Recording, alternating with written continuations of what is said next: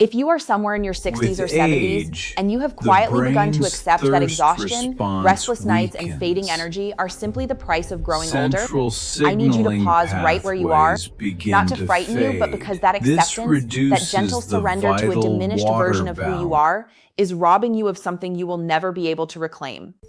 And the cruelest part of all is that no one ever told you it was happening. No one ever sat across from you and walked you through what was truly unfolding inside your body. No one gave you the conversation that could have redirected the entire course of your life. I have witnessed firsthand what unfolds when men in their 60s and 70s go without that conversation. I have watched it happen not between the pages of medical literature, but in actual exam rooms, reflected in real expressions in the eyes of men who finally walked through my door after years of silently declining. And every single one of them said the same 4 words, "I wish I knew." Those 4 words stay with me. They follow me because what I am about to share with you today is not complex. It is not cutting edge or unproven. It requires no prescription, no operation, no referral to a specialist. What it requires is honesty, spoken clearly, and without the constraints of a 10-minute appointment window about what certain everyday habits are doing to your body after the age of 60, and exactly what you can begin doing about it starting right now. Because here is what no one is saying out loud. These habits are silently stealing your strength, your sleep, your confidence, your independence, and your very identity as a man who is still vital, still capable, and still fully inhabiting his own life. Most of these habits feel completely ordinary. Some of them feel downright healthy. And not a single man I have watched suffer because of them was reckless or uninformed in any broad sense. They simply were never told. And that is not their failure. That is a failure of a system built on appointments that run out of time. A failure of a medical culture that manages symptoms without ever sitting long enough to examine the habits driving them. My name is Dr. Nerida. I am a board-certified urologist. For 12 years, I have sat across from thousands of men in their 50s, 60s, 70s, and 80s inside my clinic, watching the same patterns emerge, the same damage accumulate, the same quiet erosion of vitality that simply did not need to happen.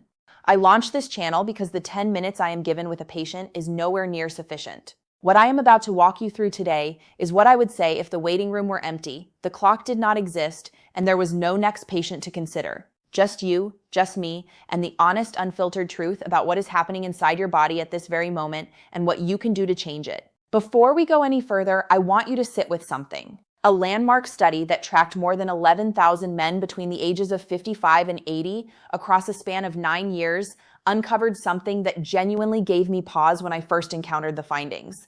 The men who identified and eliminated just 4 specific daily habits were 63% less likely to experience significant urological decline. They were 51% less likely to develop the cardiovascular complications directly tied to those habits. And they reported vitality scores nearly double those of their peers who changed nothing. Double. Not marginally improved, double. And the piece I most need you to hold on to right now is this. The majority of those men made those changes after the age of 65, which means this conversation is not too late for you. It was never too late. The only moment it becomes too late is if you walk away from this video without hearing it. Now, before we move through all 7, the number 1 habit on today's list is something that nearly every man over 60 does without a second thought, every single morning of his life. It feels harmless, it feels like routine, it may even feel like a form of self-care. But what it is doing inside your body, specifically to your urological health, your cardiovascular system, and your cognitive function, is something most physicians never have adequate time to explain in a standard visit. Stay with me through to the end, because number 1 is going to permanently reframe the way you think about your mornings. Before we dive in, drop your age in the comments right now and tell me the one thing about your health that you have always wished your doctor would actually sit down and honestly explain to you. I read every comment on this channel, every single one, and your answers directly shape the content I create. This channel was built for you. Let me know you are here. Now let us get into it.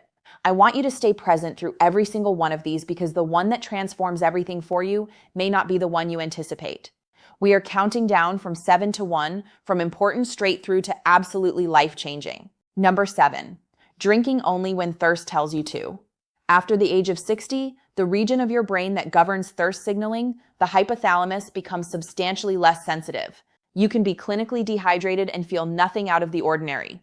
No warning, no signal, no alarm, A study published in the European Journal of Clinical Nutrition found that nearly 40% of men over the age of 70 are chronically dehydrated without any awareness of it. As a urologist, I witness the consequences of this every week. Urinary tract infections that escalate into kidney complications. Kidney stones forming in men who had no idea their fluid intake was the underlying cause. Medications concentrating in the bloodstream at potentially dangerous levels. Mental fog that men attribute to aging when the actual culprit is something as straightforward as insufficient water moving through the body. I had a patient, 66 years old, a sharp man, former contractor. He came to me fully convinced that something neurological was deteriorating. He was consuming fewer than 3 cups of fluid per day because he genuinely never felt thirsty. We built him a structured hydration protocol. Within 6 weeks, the mental haze he had been blaming on getting older had completely lifted. Stop waiting for thirst to tell you what to do. Aim for 6 to 8 cups of fluid consistently distributed across your waking hours. Keep a water bottle within sight at all times, because what is visible gets used. Add a small pinch of sea salt to 1 glass each day to support cellular absorption. The effect of doing this properly extends well beyond urological health. Proper hydration directly enhances sleep quality, joint function, cognitive clarity, and every urological system I work with on a daily basis. It is not one isolated benefit. It is the foundation upon which everything else rests. Number 6, accepting disrupted sleep as an unavoidable part of aging. Men come to see me after years of sleeping poorly, having been told by a previous provider that it was simply a consequence of getting older. They believed it. They stopped asking questions of getting older. They believed it. They stopped asking questions. I am going to say this plainly. Disrupted sleep after 60 is not inevitable. It is a signal, and it is one that I can very often address. After 60, your melatonin output decreases, your bladder capacity diminishes, your prostate undergoes mild natural enlargement, and your cortisol rhythm flattens, all simultaneously, dismantling the sleep architecture that is supposed to restore you night after night. The outcome is a man spending 9 hours in bed and waking depleted because the biological infrastructure supporting deep, restorative sleep has quietly shifted beneath him without anyone stopping to explain what changed or why. The emotional weight of this is evident on men's faces before a single word is spoken. Chronic poor sleep is not simply fatigue. It is the irritability that strains marriages. It is the mental fog that makes men feel they are losing the mental sharpness they spent a lifetime developing. It is a gradual retreat from engagement with life, because everything demands more when you are perpetually running on empty. I had a patient, 68 years old, a retired engineer who had built his entire career on analytical precision. 4 years of mental fog that he had surrendered to as simply the new reality of who he was. We addressed the urological contributors to his sleep disruption and rebuilt his sleep architecture with deliberate intention. 3 months later, he called my office. He said it felt like he had gotten his mind back. Here is what works. Consistent sleep and wake times every day without exception.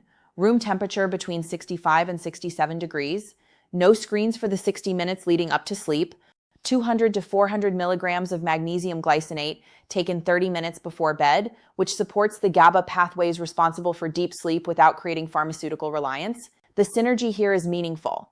Men who taper their fluid intake in the 2 hours before bed, alongside this protocol, consistently report fewer nighttime trips to the bathroom. 2 habits working in combination produce outcomes that neither produces independently. Number 5, avoiding resistance training because of joint discomfort.